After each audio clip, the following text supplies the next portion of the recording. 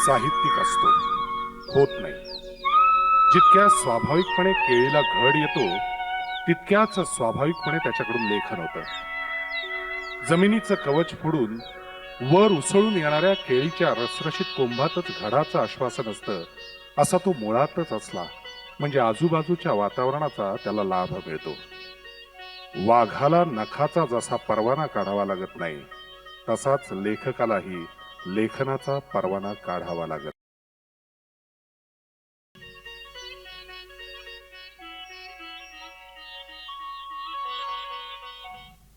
चित्रकाराच्या कलाजीवनात असतात असे कालखंड लेखकाच्या जीवनातही असतात असं मला वाटतं. सुरुवातीला मी ग्रामजीवनाचा विशालपट रंगवला. माणदेशी माणसं, गावाकडच्या गोष्टी, काळी आई, जांभळाचे दिवस हे कथासंग्रह आणि बनगरवाडी वावटळ सारख्या कादंबऱ्या, तू वेडा कुंभार हे नाटक ग्रामजीवनाचा मातकट रंग दाखवतात. हा ब्राऊन पिरियड आहे. पुढे मी स्वतःच्या घराभोवती प्रदक्षिणा घातल्या. घरदार, करुणाष्टक, कोवळे दिवस यांना पांढऱ्या मातीचा रंग आहे. यानंतरचा रंग मात्र प्रामुख्यानं हिरवा आहे. मनुष्यवस्ती सोडून मी रानवनं जवळ केली आहेत. रानमेवा, नागझरी, जंगलातले दिवस, सत्तांतर यांचा रंग हिरवा आहे. हा ग्रीन पिरियड आहे. चित्रकार जसा विशिष्ट रंगानं झपाटला जातो तसा लेखकही विशिष्ट परिसरानं झपाटला जात असावा. WB येट्स सांगून गेलाय, लेखक पहिली जी 20 वर्ष जगतो त्यातूनच त्याचं पुढचं लिखाण होत असतं. तसा आम्ही खेडूत आहे. 1500 वस्तीच्या लहान खेड्यात मी जन्मलो. हे खेडं लहानशा संस्थानातलं. संस्थानाचा राजा स्वतः चित्रकार, सुसंस्कृत, कलागुणांचा चाहता होता. गाव गरीब, दुष्काळी मुलखातलं.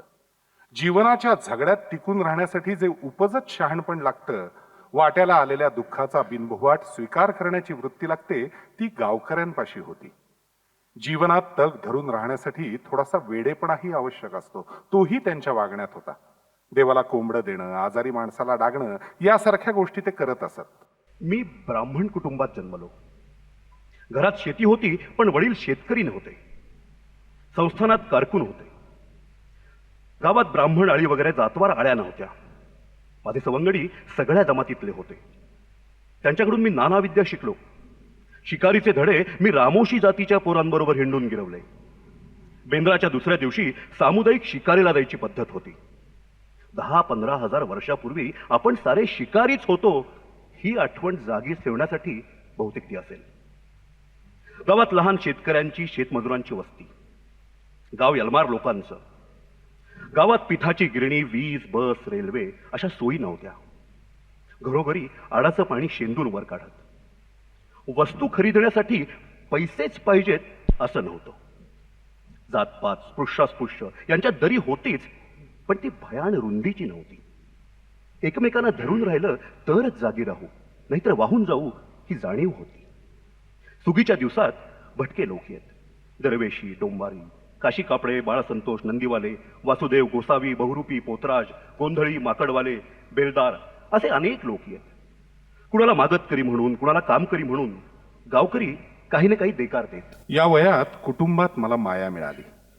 त्यांनी मला माया दिली, शहाणपण दिलं आणि गोष्टी सांगण्याचा वसा दिला. रामाबरोबर रानात गेलो तो चोर चपाटीच्या, शिंदळकीच्या कथा सांगायचा. वडील कधी कधी चकण्याच्या गोष्टी फार रंगवून सांगत.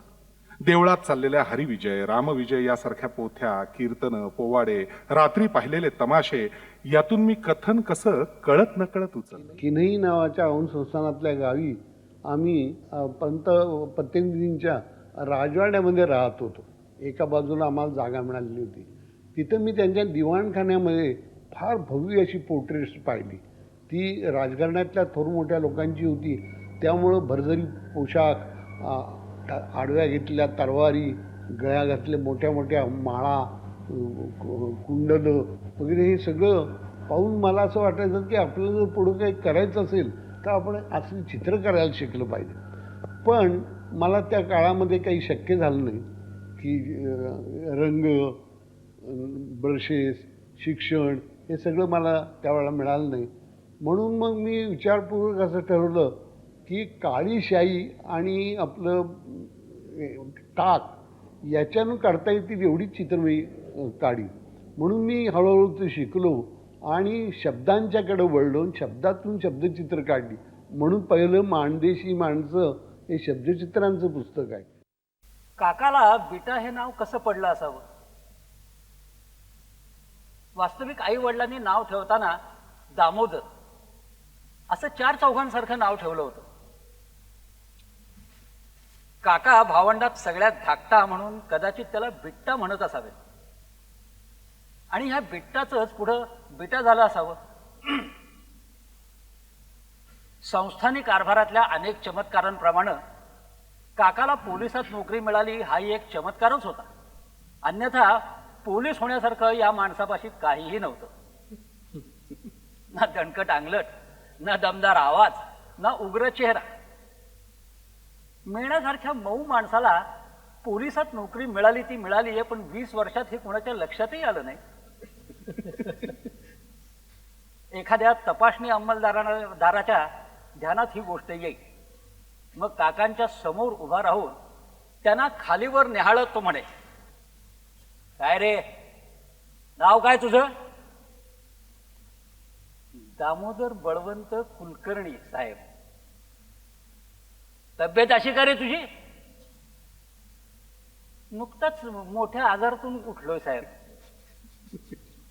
ठीक ठीक, नीट मेहनत कर, चांगला जवान हो. हो साहेब. ही सबब वर्षानुवर्ष सांगत त्याच अंगलटीनं शेवटपर्यंत काकानं चाकरी केली. लहानपणी मी काकाचा खूपच लाडका होतो. मला खांद्यावर घेऊन काका जत्रा दाखवत फिरे. काका मला लाडू पाहिजे. जत्रेतल्या हलवायाच्या दुकानाकडे बोट करून मी म्हणे, छ्या, आत्याला काही चव का ढव, खाऊ नये बाबा. कलिंगडाच्या लाल भडक फोडी पाहिल्या की माझ्या तोंडाला पाणी सुटे. काका कलिंगड घेऊन दे की मला. अच्छे रे, ते काय खायचं, पाणी नुसतं. किती खाल्लं तरी पोट रिकामच. तुला पाणी पाहिजे का? आता उसाचं वैगुण्य काय सांगावं हे काकाला न कळल्या कारणानं तुम्हाला खांद्यावरून खाली उतरवी आणि कडोसरी चाचपत कसनुसा हसत म्हणे, पैसे पडले. चांगले 4 पैसे आणले होते तुझ्यासाठी, पण पडले कुठं?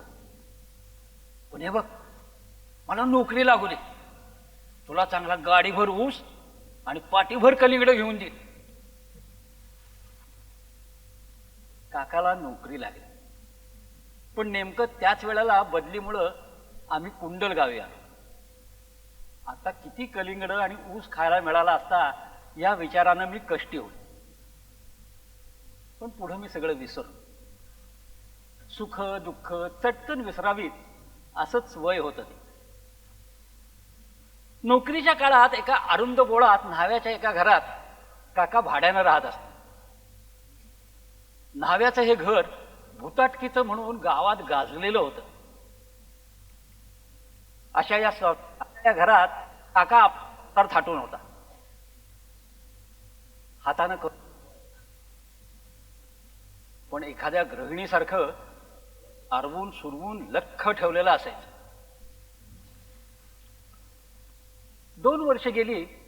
एकदा घराच्या पायरीवर बसलो असताना पाठीवर धोतराचं गाठोडं टाकून बिटा काका येताना दिसला. आई, आपला बिटा काका आला, असं म्हणत मी आत पळालो. हातपाय धुवून बिटा काकानं गाठोडं सोडलं. हे बघ, हे चिरमुरे, हे डाळ, हे बत्ताशे. आणि मग एक लोकरीचा हिरवा कोट हातात धरून तो मला म्हणाला, चलो मच्छिंदर, हे तुमच्यासाठी. काका मला जवळ बोलवत होता आणि मी लाजत होतो.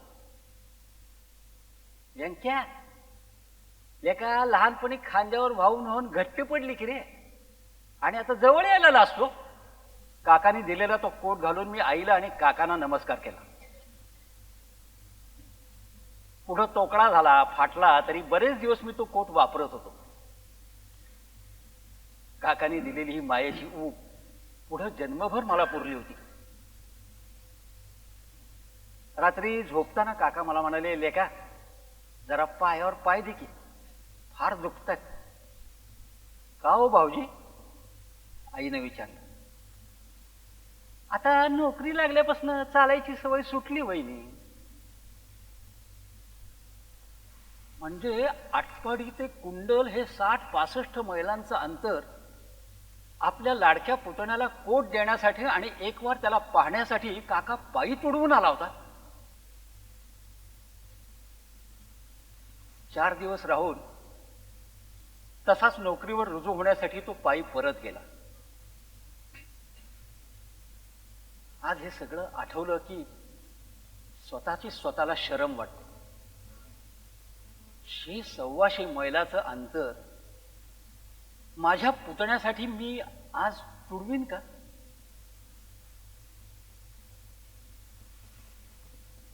या काळात आई वडिलांच्या मागे भुणभुण करत असे, काकांचं लग्न लावूया म्हणून. वडील म्हणत, छ्या कशाला त्याच्या गळ्याला तात, मी आधी कर्जात पार गळ्यापर्यंत बुडलोय, या लग्नानं पारच जाईल, त्याचं तो निदान 2 वेळेला खातोय हेच समाधान आहे, असं म्हणून आईचं तोंड ते गप्प करेल. पण एक दिवस काकानं आईला सांगितलं, वहिनी नोकरीत मिळालेले सगळे पैसे काही उधळले नाहीत बरं का, 100-500 रुपये जपून ठेवलेत मी लग्नासाठी.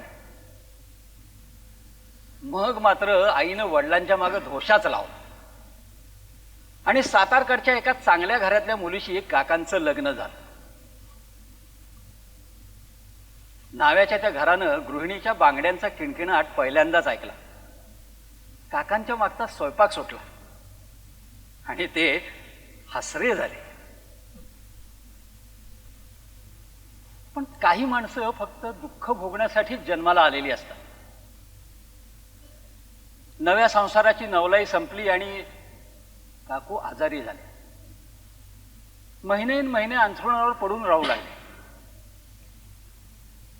एक दिवस कंटाळून त्या काकांना म्हणाल्या, मला आपली माहेरी सोडा, माझा तुम्हाला काही उपयोग नाही, माझीच चाकरी तुम्हाला करायला लागते, मी आपलं माहेरी जाऊन पडते. कशालाच विरोध करण्याची सवय नसलेल्या काकांनी काकूना माहेरी नेऊन सोडलं. आठवण झाली की कधी मध्ये तिकडे जात, 4-8 दिवस राहून परत येत. आपल्या एकलकोंड्या संसारात आमच्या वडिलांची पेन्शन झाली आणि आम्ही गावी स्थिर झालो. 4-5 मैल पायी तोडवत मी तालुक्याला शाळेला जात असे. त्यावेळी काका दिघंचीला ठाणे अंमलदार म्हणून रुजू झालेले होते. फी फार थकली आणि मास्तरांनी फारच नेट लावला की संध्याकाळी शाळा सुटल्यावर दप्तर तिथंच ठेवून मी दिघंचीची वाट धरे. संध्याकाळच्या त्या अंधारात माळ रानावरच्या सापा लांडग्यांच्या भीतीनं मान खाली घालून राम राम राम करत चालण्याचं पळणं कधी होई हे कळत नसे. बहुतेक वेळा घरी पोचे तो काका चुली समोर बसलेला असे. स्वयंपाक तयार झालेला असे.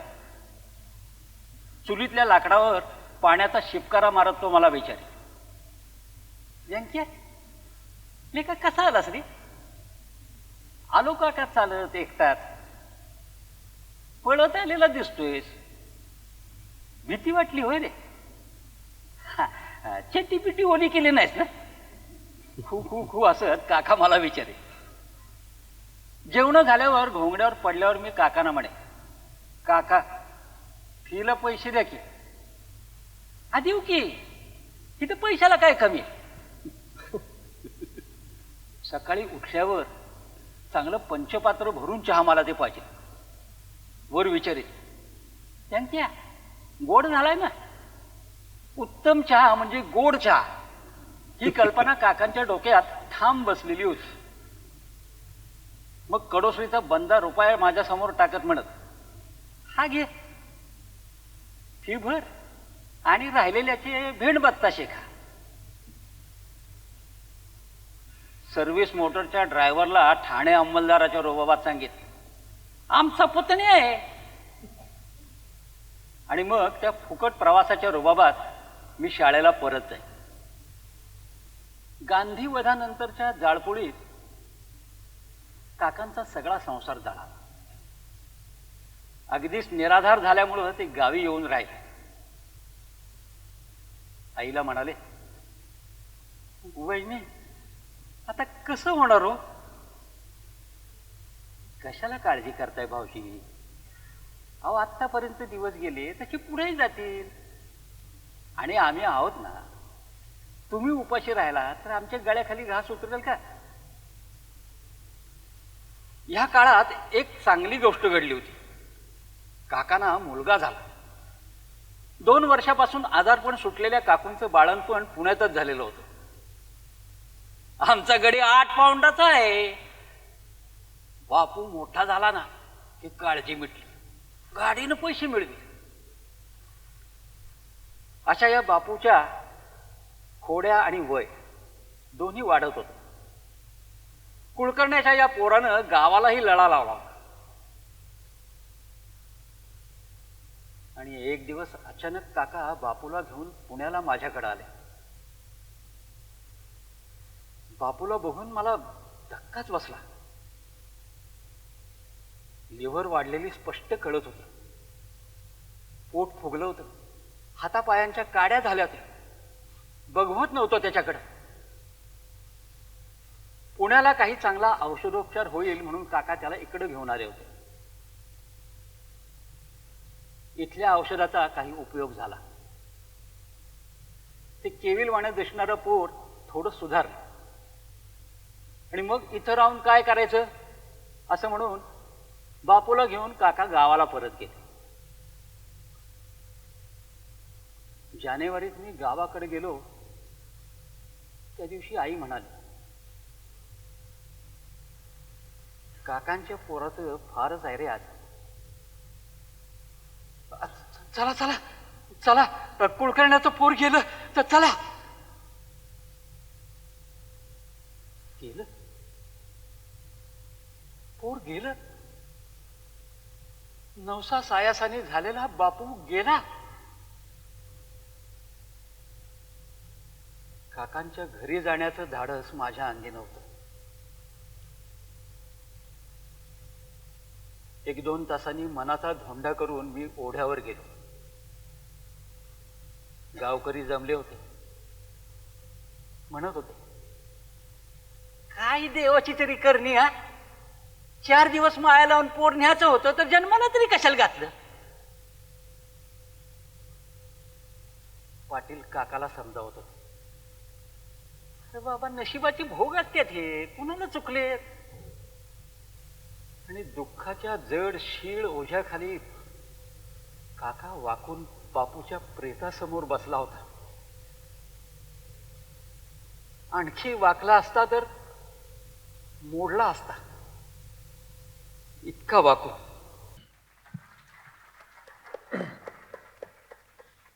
मी माणदेशी माणसं लिहित होतो तेव्हा माझं वय 21 वर्षांचं होतं.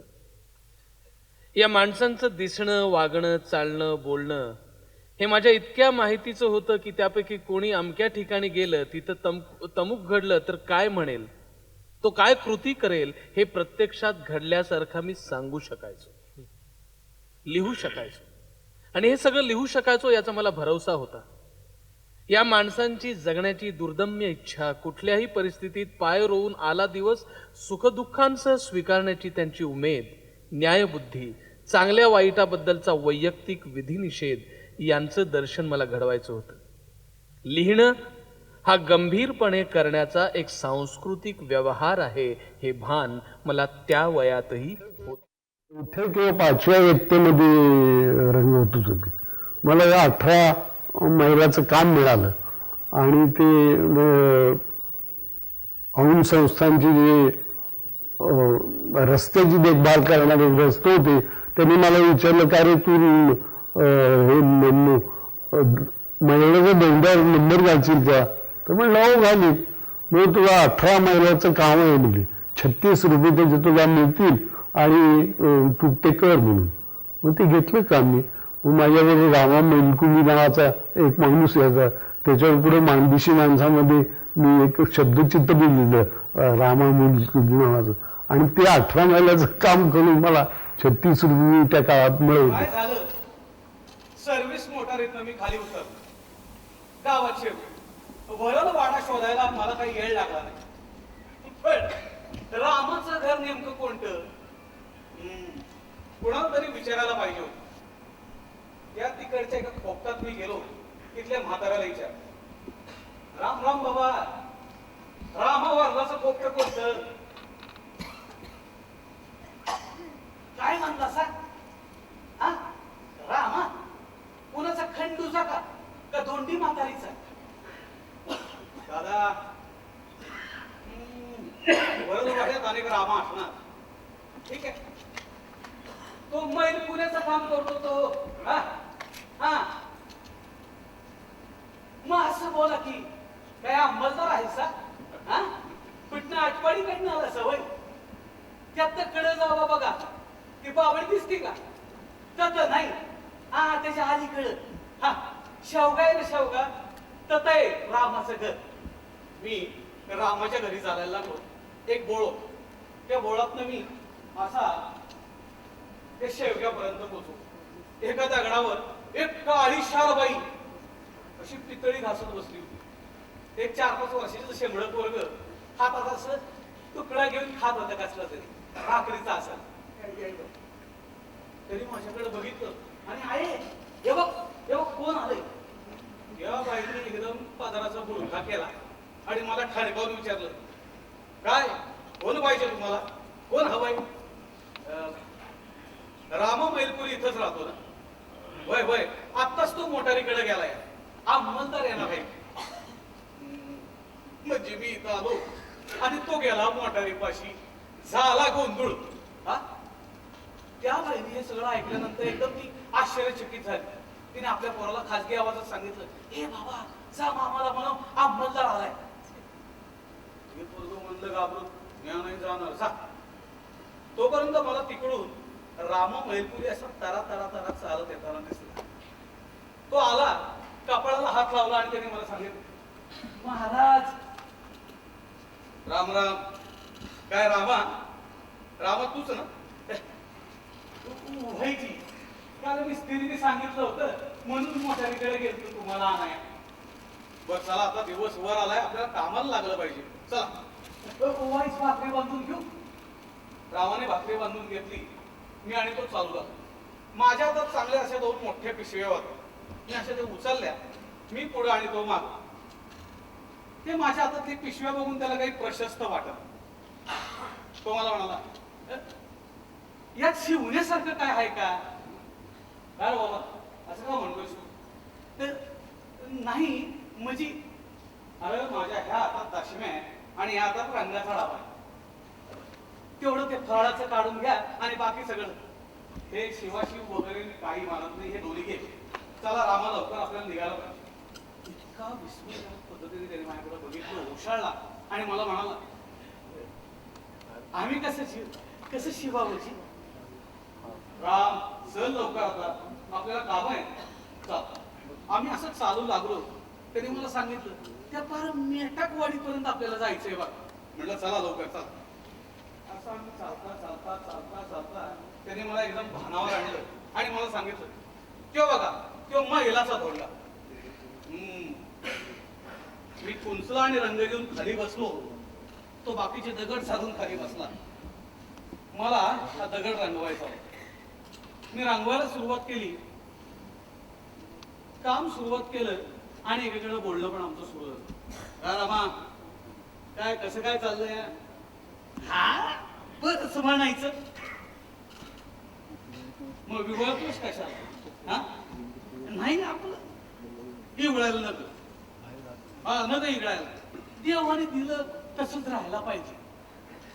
चोख बोलतोय बरं का तू. पण बिघडतो पण ना आपण.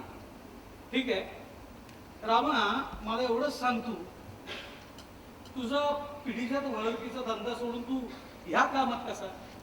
काय सांगायचं जी, त्यात काय राहिलंय? काय बी फायदा नाही बघ. कातड लय महाग झालंय हा. आणि लोक बायका देतय कोण? म्हणजे बाई त्याच्या कामाला घाम घालून आला फार जीव जायचा बघा. म्हणून म्हणलं काहीतरी वेगळी नोकरी करायची, हे रस्त्याची वज राखण्याचं काम करायचं. बर बर बर, तुला पैसे किती मिळतात? दादा टिंगल करताय सवय आमची. अरे टिंगल काय तर मी करतोय? तुम्ही अंमलदार तसल्या कचेरीतलं मलाच विचारताय वय? हे बाबा हे बघ, मी अंमलदार वगैरे कोणी नाहीये, काय कळलं? मी साधा हे काम करणारा माणूस आहे तुझ्यासारखा पोटा पाण्यासाठी. सांग मला, आता तुम्ही म्हणतायसा म्हणून सांगतो, महिन्याला 12 रुपये मिळते. मग कसा चालतो परपंच? कसला परपंच दादा? ढोरावानी जीव. हा, मी अकलाच आहे म्हणून कसं तरी हात तोंडाची मी गाठ घालतो. बाबा असं गरजे नाही दादा. बरं ठीक आहे, मग तुझं लगीन बिगीन काही झालं का नाही? कसलं लगीन दादा? मी त्याच्या जखमेवर बोट ठेवला असं दगडाने रेगोट्या मारत तुम्हाला असं सांगू लागला. काय सांगायचं दादा, 5 वर्ष झालं लग्न होऊन, पण दररोज 6 महिने बी असतो रे आपल्याकडे नांदी नाही. म्हणजे काय झालं? एक दिवस निघून गेली. आपलं करण दादा, हा दुसरं काय नाही. काय करावं? हे असं आपण ह्याला बावळा माणूस, तिथं कडली चांगली कडली, दिसायला अक्षी छान, कशी राहील आपल्या पोपटात? हा, आपला संसार बी नाचरगती, मीठ हे तर तेल नाही, तेल आहे ते मिरची नाही. हा, घालायला चांगली धडूकी नाहीत, कपडं नाही. तिचं बाई काही चूक नव्हतं का? आता आपण तरी काय करणार? समजून सांगायला गेलो तो म्हणायची, मग महिला चल गिरणीत काम कर, चांगलं पैक मिळव, माझी हाऊस कर. आपला मूळ सोडून मी जाणार? आपली माणसं, नातीगोती, जमीन सगळं सोडून जायचं होय त्या संसाराला? तुम्हीच सांगा मला. रामाचं हे बोलणं ऐकून माझं मन पाक द्रवलं होतं. रामा पण बोलतच राहिला. रामा ते जाऊ दे, एक आपण आता काम करू मस्त.